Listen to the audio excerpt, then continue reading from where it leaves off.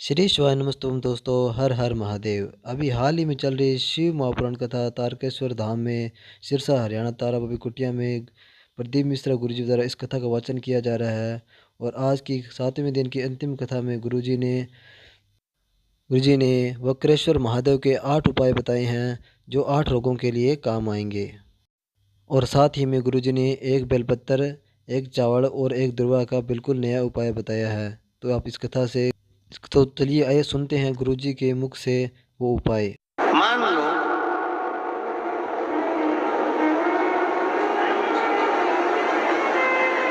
अगर 8 स्थान शरीर के अष्टवक्रेश्वर महादेव का वर्णन करते समय इस बात का स्मरण रहे, 8 स्थान शरीर के ऐसे हैं जहां का तकलीफ स्वयं अष्टवक्रेश्वर महादेव का एक लोटा जल अपने नजदीक के शिवालय में चढ़ाकर भी अगर पी लोगे तो वह 8 जगह की तकलीफ अष्टवक्रेश्वर महादेव समाप्त करते जाते हैं। 8 स्थान, पहला नेत्र, ये भुकुटी के बीच का स्थान, भुकुटी के मध्य का स्थान। मान लो ये भुकुटियां दर्द करती हैं या मध्य में दर्द होता है, उसके लिए अष्टवक्रेश्वर महादेव का जल, मतलब अपने घर के पास जो भी शिवलिंग है वहां एक लोटा जल अष्टवक्रेश्वर के महादेव के नाम से चढ़ाकर उसका पान, भुकुटी। दूसरा कंधा, पीठ। कई लोग ऐसे हैं जो रात्रि को अच्छे से सोते हैं और सवेरे उठते हैं तो उनका ये दोनों हाथ के बीच का जो भाग होता है वो दर्द करता ही। उस समय पर अष्टवक्रेश्वर महादेव का अष्टवक्रेश्वर महादेव का जल, उसका पान। तीसरा, रीढ़ की हड्डी का डॉक्टर बोल दिया कि ये गुरिया खसक गया है, 1 नंबर 2 नंबर 3 नंबर का यदि कोई क्रम खसक गया है तो उस स्थान के लिए भी अष्टवक्रेश्वर। आप ऑपरेशन बाद में कराना, डॉक्टर बोल दिया है आप ऑपरेशन कराओ, मना नहीं है, पर एक बार अष्टवक्रेश्वर महादेव के नाम से दुर्वा बेलपत्र चढ़ाकर, जल चढ़ाकर, सुबह में दुर्वा का सेवन, प्रदोष काल में बेलपत्र का सेवन और रात्रि को सोने से पहले जो जल अष्टवक्रेश्वर का चढ़ाया हुआ है उसका पान करिए। आपकी रीढ़ की हड्डी का कैसा भी क्रम होगा वो ठीक होना प्रारंभ हो जाएगा। अष्टवक्रेश्वर।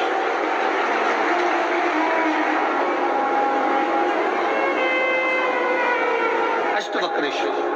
चौथा स्थान बताया, अगर चेस्ट में कोई तकलीफ आती है, चेस्ट में गांठ हो जाए या चेस्ट में कोई प्रॉब्लम खड़ी हो जाए तो उसके लिए भी अष्टवक्रेश्वर महादेव का स्मरण किया जाता है। 2 छोटे छोटे पात्र में जल लिया जाता है, दोनों पात्र का जल एक साथ शिव पर छोड़ा जाता है। चेस्ट के लिए दोनों पात्र का जल छोड़ा जाता है और जल का पान नंदी के पास बैठकर किया जाता है अष्टवक्रेश्वर नाम से।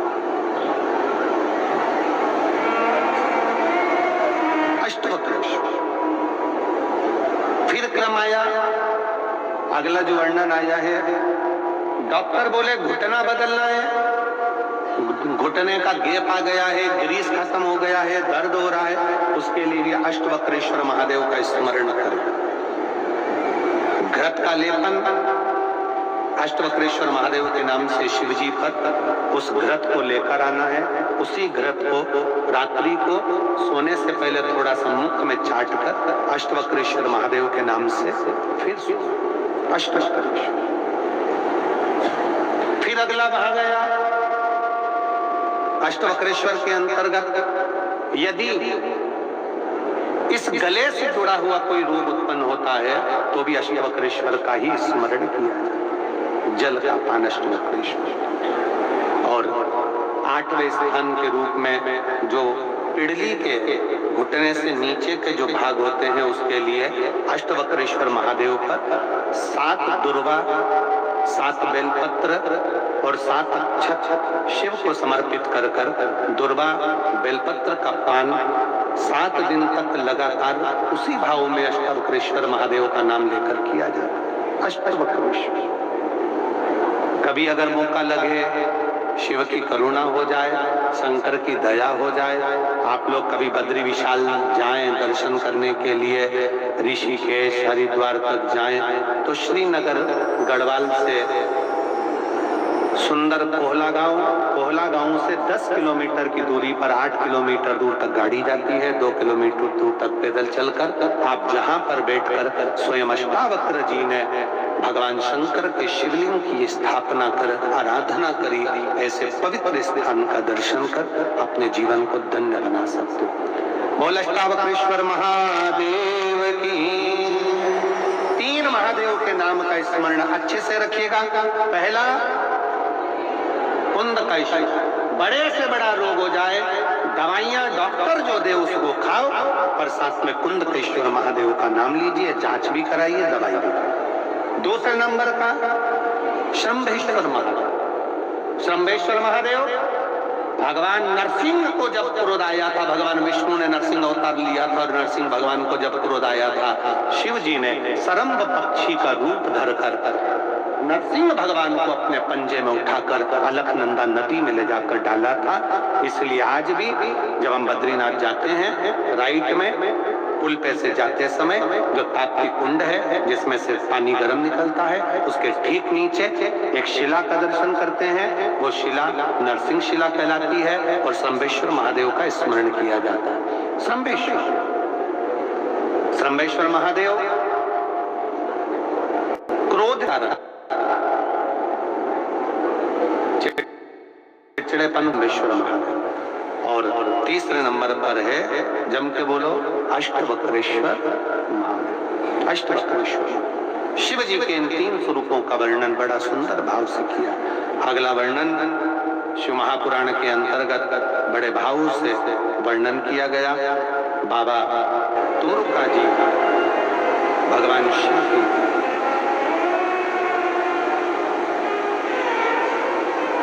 शिव पर आश्रित रहे, शंकर पर भरोसा, मनुष्य पर बहुत आडंबर की जिंदगी चल रही है। हर जगह लोग अंधविश्वास और आडंबरों में पड़ रहे हैं। निवेदन है, ऐसा अंधविश्वास और आडंबर नहीं। अपना एक लोटा जल और अपनी मेहनत व्यक्ति को बहुत आगे तक ले जाती है, पीछे नहीं।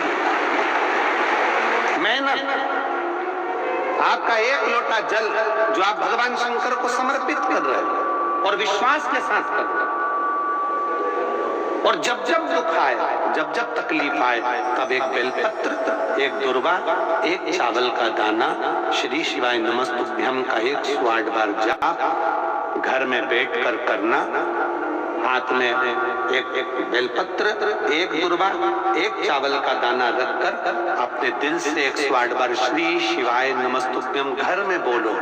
और अपना जो पानी का स्थान होता है, मटका, हंडा, परिंदा, जिसको आप क्या बोलते हो यहाँ हमें नहीं मालूम, उसका स्पर्श कराकर आपके घर के नजदीक में जो शंकर का मंदिर हो, उस शंकर के मंदिर में उत्तर की ओर मुख कर कर वो बेलपत्र, दुर्वा, चावल का दाना शिव जी पे समर्पित कर दो। अगर लगातार 20 दिन भी आपने रोज प्रतिदिन अगर समर्पित करा है, तो 21वां दिन आपका जो भी दुख है वो धीरे धीरे कटना प्रारंभ हो जाएगा। निश्चित है, शिव पर भरोसा कर। संसार के लोगों पर किया हुआ भरोसा एक दिन टूट जाता है, पर भगवान पर किया हुआ भरोसा कभी नहीं टूटता। इसके साथ ही 7वें दिन की कथा में, सिरसा ताराबाई कुटिया की कथा में गुरुजी ने एक और उपाय बताया था, जिसमें अगर आपके घर में शिवलिंग है और आप उसकी रोज़ पूजा नहीं कर सकते, अगर आप कहीं बाहर जा रहे हो 6 महीने तक के लिए, आप उस शिवलिंग पर, घर वाले शिवलिंग पे एक बेलपत्र और एक चावल का दाना अगर चढ़ाकर चले जाते हैं, अगर आप कितने भी दिनों बाद भी आए, तो भगवान शिव आप पर प्रसन्न रहेंगे, आपको कभी बद्दुआ नहीं देंगे। श्री शिवाय नमस्तुभ्यम। कमेंट में सभी शिव भक्त एक बार श्री शिवाय नमस्तुभ्यम जरूर लिखें। हर हर महादेव।